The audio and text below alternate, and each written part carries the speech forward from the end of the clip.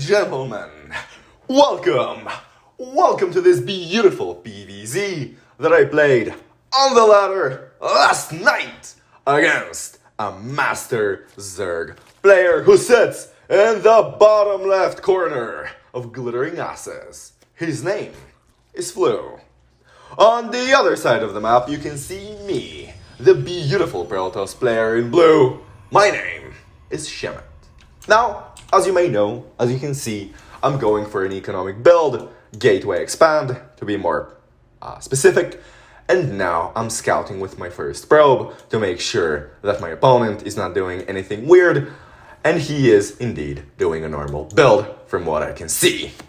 I can see the spawning pool in his main, not yet finished, which is good, no need to worry about Zerglings. Then I also see the expansion, the second hatchery going down at the 2-minute mark, which is very standard. And I'm like, okay, let's scout for a third. I don't see a third. All is well. He could be going for a Roach all in, Roach Ravager all in with queens. But I keep this at the back of my head at this point because I do not see a third. He will go for a quick third or for a standard third, depending on what your perspective on the matter is. And at this point, I know that I need to finish my wall, because in about 30 seconds, Zergling speed is about to finish. And indeed, that is going to be happening. Will I finish the wall? Yeah, there we go. This is not exactly an ideal wall, I know. I'm working on it. These new maps confuse me a little bit every now and then. But yeah, I'm going for a Void Ray first, which is not ideal. I know, I should be going for an Oracle at this point, but I needed to feel safe. I did not know this player was in Masters. At the same time, however, I knew that he was good, because I could see from his moves, from his timings, that he knew what he was doing. So something in me felt threatened. And so that is why I went for a quick Void Ray, and then did I follow it up with an Oracle? I do not think so. Did I ever make an Oracle this game? Remains to be seen. Now I'm gonna go and harass my opponent with my handful of Void Rays. And let's see if I can get any damage done. I'm gonna see an Overlord here, and I'm gonna kill it, which is good. Am I gonna supply block my opponent? Yes, I will, at least for a quick spell. He's gonna harass me with a single Zergling, it seems. But more importantly, I saw the lair. Excuse me, yeah, it's a lair. I thought I said hive, but no. It is indeed a lair. I saw the lair in his main, and I knew that he would either go for a Spire or for a Hydralisk den.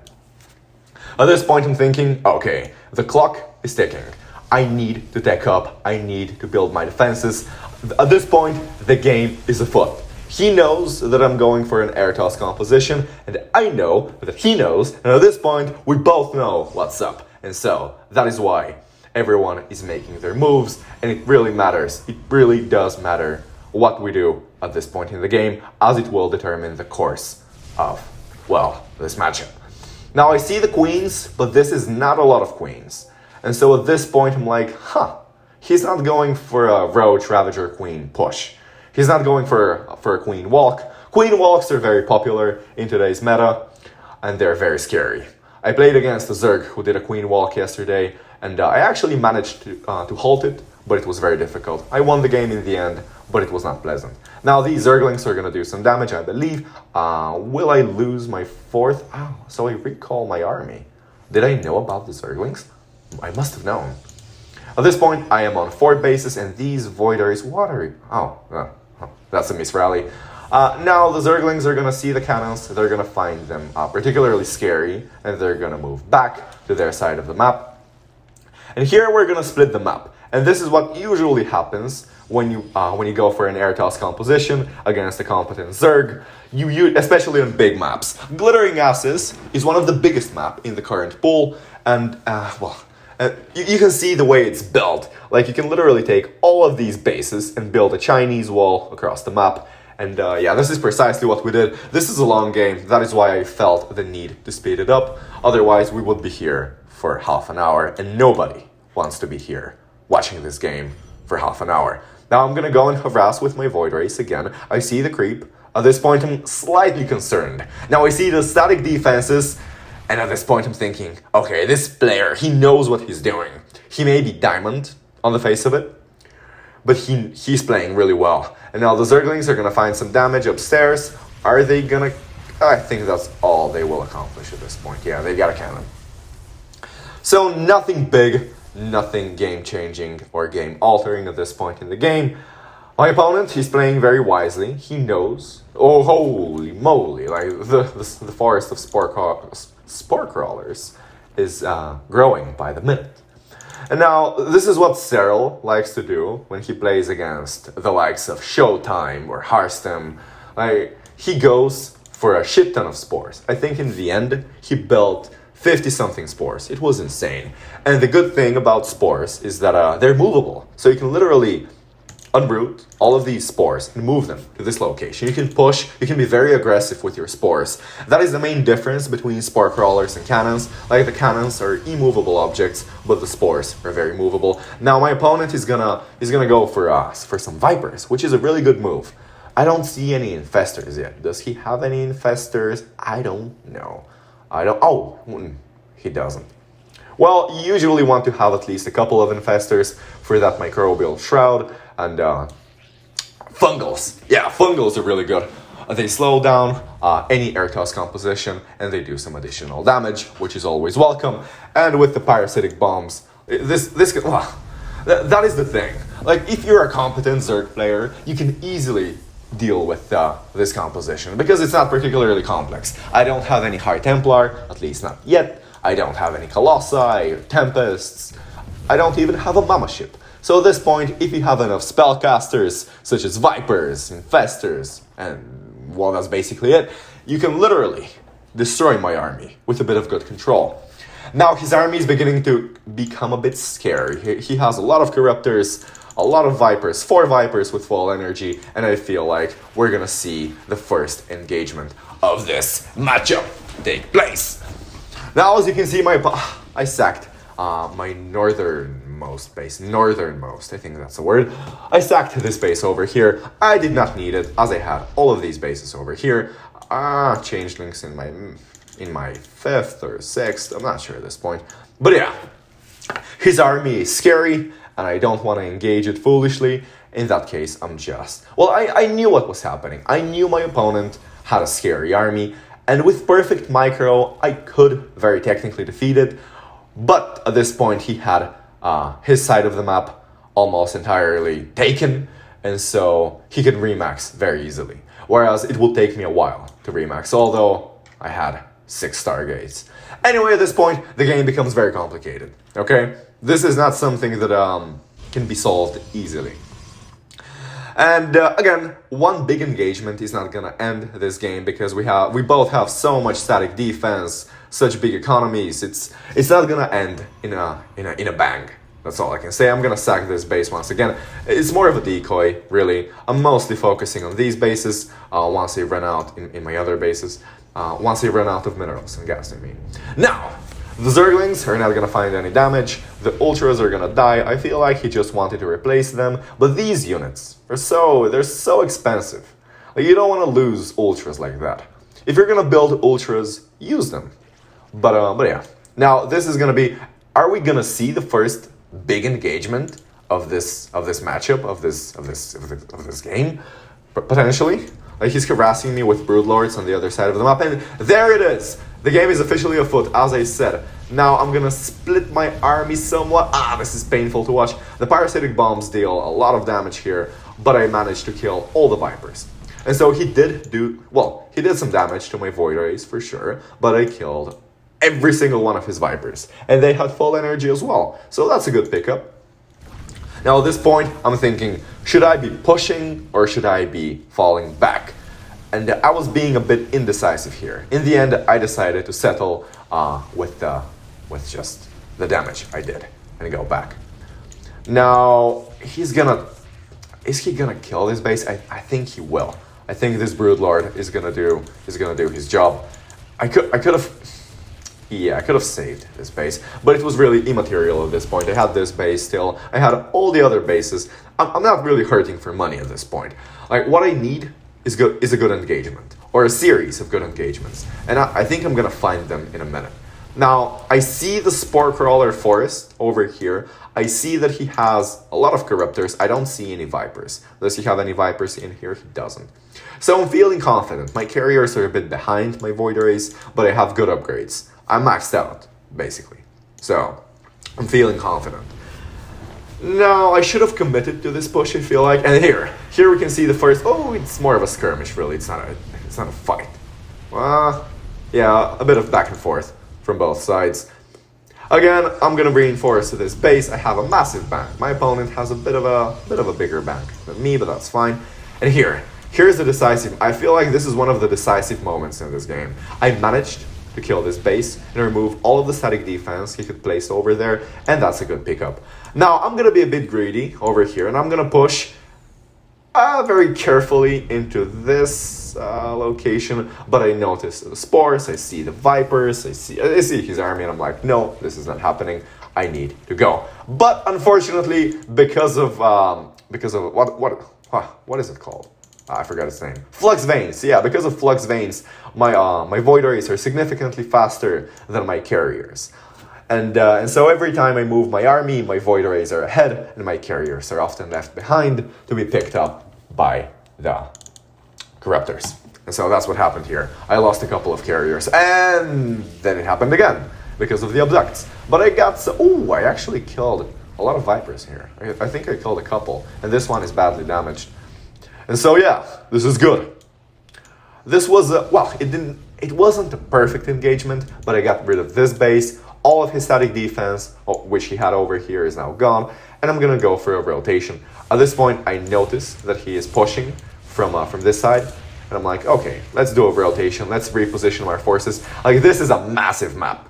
I don't think you realize how big this is unless you have played on it, but this is I think this is definitely the biggest map in this map pool.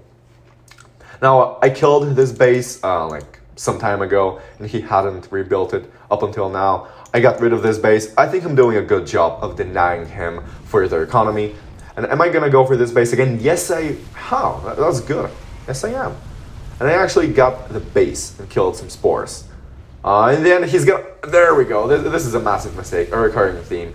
But again, I rectify my mistake by killing all the Vipers. He sniped some of my carriers, I lost a few, but then the parasitic bombs did not do the damage he wanted them to do. I managed to split my army relatively well, although not perfectly. But still, I killed all the Vipers. I did not take all the damage in the world. I'm still feeling good. And I got this base as well. Now, am I gonna fight here? Yes, I am.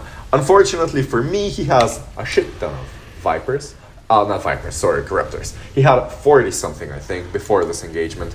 And, yeah, my army took a big hit. And at this point, I'm left with a handful of carriers and a Tempest. But again, I had such a massive economy, so much production facilities, so much static defense, the game was not gonna end here. If anything, I gave him some time to stabilize, to retake some of the bases he lost, and the game is nowhere near finished. At this point, I have this base up and running. This is a bit of a problem here. Do I have an observer with my army? No, I do not. A massive mistake. I can literally just clear all of this creep over here, and he would lose so much map control. And this is a really good move. He is moving the Spore Crawler Forest. Spore Crawler. There we go. Spores. These are spores. Okay, it's decided. These are spores. Spore Crawler Forest. And now at this point, I see the Vipers. I see 7 Vipers. Can I count? Yeah, 7 Vipers. What do I have? I have a shit ton of Void Rays. That's, how many? Like 6, 7, 8, 16, 19. I can actually look at the units tab. It's fine. It's a lot easier. Anyway, 19 Void Rays, 8 carriers, a Tempest against 25 Corruptors, 7 Vipers. 7 Vipers. And a shit ton of Spores. Now, it would be a bit foolish of me to attack and to engage this army. Yeah, so a voice in my head told me to build some High Templar, but that is not something I usually do, and that is why I'm in so much trouble. Because I wanted to use feedback on the Vipers, and I think I did. I cast 1 feedback in this entire game, but I'm not sure if it made much of a difference. If anything, he saw the High Templar, and that forced him to be more cautious. and more conservative in his advances. At this point, he cast a parasitic bomb, but batteries are good. Battery overcharge is even better. And at this point, I'm gonna kill. Am I gonna kill? Oh no, I'm not gonna kill all of them. Not yet. He still has his Vipers, his Corruptors. He's maxed out, but so am I. And at this point, I'm repositioning my army, and I'm gonna attack from a different angle. I'm gonna go for all of the Vipers. And in the end, how many did I kill? A couple. Just a couple. I killed just a couple. That's fine. It's a nice pickup. Again, am I gonna find the Vipers? Another couple of Vipers go down. He has 3 remaining on the field with full energy. And again, I lost the Mama ship, -400, but still, I killed 4 of his 7 Vipers. And that is a trade I can live with. Because the mothership doesn't do all that much, especially if he has Overseers. He does have Overseers. But the Vipers, they are literally game-changing.